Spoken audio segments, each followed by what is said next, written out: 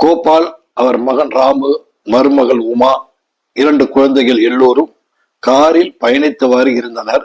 கோபாலுக்கு வயது 65. இதுவரை அவர் சென்னையில் அவர் மனைவியுடன் வாழ்ந்து வந்தார். அவர்களுக்கு 3 பிள்ளைகள். அவர்கள் வளர்ந்து ஆளாகி திருமணம் முடிந்து வெவ்வேறு ஊர்களில் வாழ்கிறார்கள். 1 மாதத்திற்கு முன் கோபாலின் மனைவி இறந்துவிட அவர் தனியானார். மனைவியின் காரியங்கள் முடிவில் மூத்த மகன் ராமு தன்னுடன் தந்தையை அழைத்து செல்வதாக முடிவாகியது. மூத்தவன் ராமு பெங்களூரில் பிசினஸ் செய்கிறான். பொருளாதாரத்தில் தன்னிறைவு. இதில் சில பிரச்சனைகள் உள்ளது. கோபால் தான் பெற்ற பிள்ளைகளுடன் சரியாக ஒட்ட மாட்டார். எந்த விஷயத்திலும் வாதாடுவார்.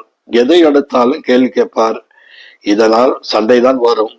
மேலும் ராமுவுக்கும் இவருக்கும் 7ஆம் பொருத்தம். உமா இதை பற்றியே சிந்தித்துக் கொண்டு வந்தாள். அவளுக்கு தன் மாமனார் பற்றி நன்கு தெரியும்.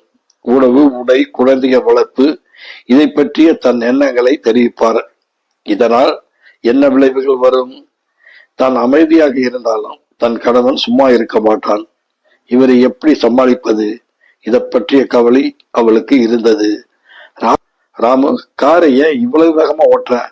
அப்பா, இந்த கார்ல எவ்வளவு வேகமா போனாலும் ஒன்னாகாது. ரோட்ல எந்த டிராபிக் இல்ல. நீங்க பேசாம வாங்க. சிறிது நேரத்துக்கு பிறகு, ராமு, எனக்கு அர்ஜென்டா 1 பாத்ரூம் வருது, காரை நிறுத்து. கொஞ்சம் கண்ட்ரோல் பண்ணிக்கங்கப்பா. 10 நிமிஷத்துல ஹோட்டல் வந்துடும். அங்க போய் சாப்பிட போறோம். அங்க பாத்ரூம் இருக்கு. பேசாம வாங்க. என்னப்பா, சாப்பாடு நல்லாவே இல்லை. இந்த ஹோட்டலுக்கா வந்திருக்க? அப்பா, என் பொறுமைய ரொம்ப சோதிக்கிறீங்க. எதுக்கு எடுத்தாலும் பிரச்சனை பண்றீங்க. எதுக்கு எடுத்தாலும் ஆர்குமெண்ட் பண்றீங்க. ஏண்டா உங்களை அழைச்சிட்டு வந்தோன்னு இருக்கு. வயசாச்சு. வாயை மூடிக்கிட்டு பேசாம வாழ போற வாழ்க்கையை நினைச்சு பேசாம இருங்க. நீங்க பெத்த மத்த 2 பசங்கள்லாம் வந்த வேலையை முடிச்சுட்டு ஓடிட்டானுங்க. நான் தான் அவசரப்படணும். ஹோட்டலுக்கு வெளியே வந்து சண்டை போட கோபால் தன் மகனை பார்த்தார்.